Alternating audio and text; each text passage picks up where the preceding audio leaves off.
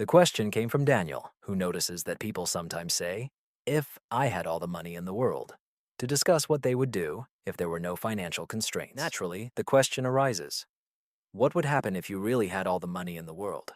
I don't know how one could gather all the money in the world. So let's assume you've invented some magical spell to summon money. Most of the world's wealth is not physical money. This is land and houses, bank accounts, business, intellectual property, cryptocurrency, and so on. Theoretically, you could alter all property records to claim ownership of everything, but others would disagree and restore the original state. Money is an idea, and you cannot make the whole world agree with your version of this idea. Getting all the cash in the world, on the other hand, is much easier. At any given moment, a certain amount of cash exists in the world. Currently, it is more than 10 trillion, and you want to get them all. This may not bring you much benefit, as without the cooperation of the surrounding world, you are unlikely to spend them. But perhaps you can swim in them like Scrooge McDuck in his huge room full of gold. So, you cast your spell and summon all the money, a pile of cash higher than the Statue of Liberty and heavier than the Empire State Building. You probably don't want to be under it, so let's assume you're standing aside.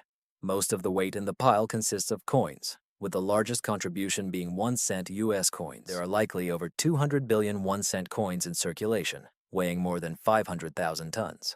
However, the term "in circulation" may be too generous, as most coins lie in boxes and banks and are rarely used in actual financial transactions. Canada recently completely eliminated the 1-cent coin, and many hardly noticed. In total, US coins and banknotes make up about 20% of the entire pile, while the European Union adds about 25%. Unfortunately for you, a pile does not remain a pile for long, and what seems a safe distance is not. In Boston in 1919, a large molasses storage tank collapsed. The syrup is very thick, and you might think it would flow slowly, but that is not the case. A wave of syrup rushed through the streets too quickly to escape, destroying buildings and taking the lives of 21 people. Something similar happens with a pile of coins. When it collapses, the pile begins to spread. A wave of money with colossal inertia. 1-cent coins, 25-cent coins, Canadian coins, and euros scatter across the ground in an expanding circle. Within seconds, the wave of coins engulfs you, and you perish. There are ways to avoid this. One could say, build a wall to hold the coins and then call them.